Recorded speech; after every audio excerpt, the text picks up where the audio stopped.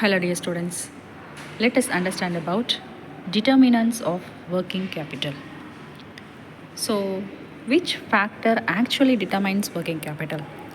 As we all know, working capital is nothing but the capital which is required to run the day-to-day operations of the business.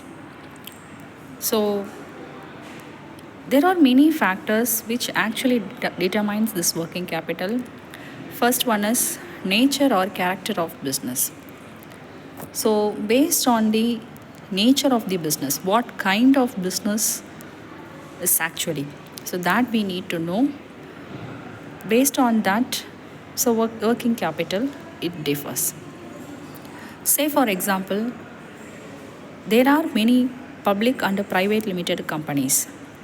If it is public limited companies, like its budget is what somehow very huge, where it requires high or huge working capital. And there are also some other firms like financial and trading firms where investment is somewhat less, but they have to invest large in their current assets. So their main focus is on their current assets. So next factor is size of the business or scale of operation. So there are many different sizes like small size, mid as well as large scale business. So based on its size, working capital differs.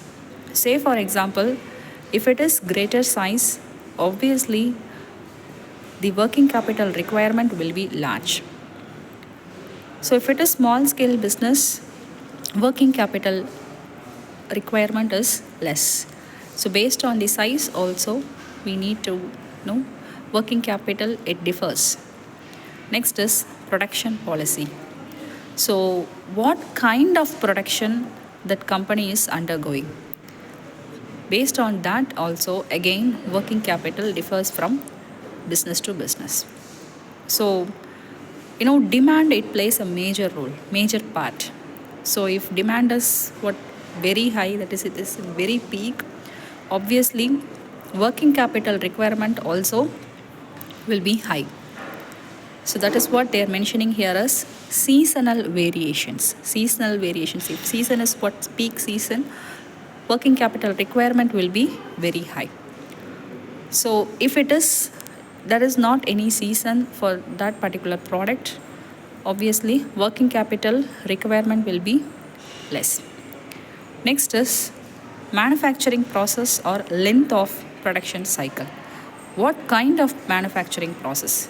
See, if the production process is going to happen for a longer period of time, or else within short duration that production is going to be completed, what is going to happen in the organization? So if it is longer process, obviously see electricity, water resources, labor resources, there are so many resources we need, right?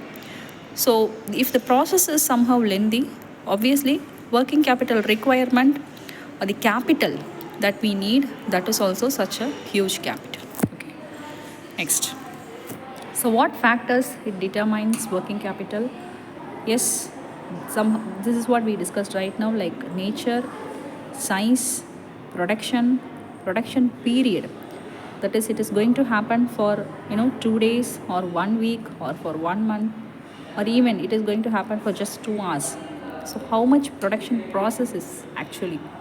And next is credit period to debtors, whether business owners where they are going to give or offer any credit time period for their customers. If that is going to happen, that also determines working capital. Okay, and next is what nature of inventory, what kind of or what type of inventory that is.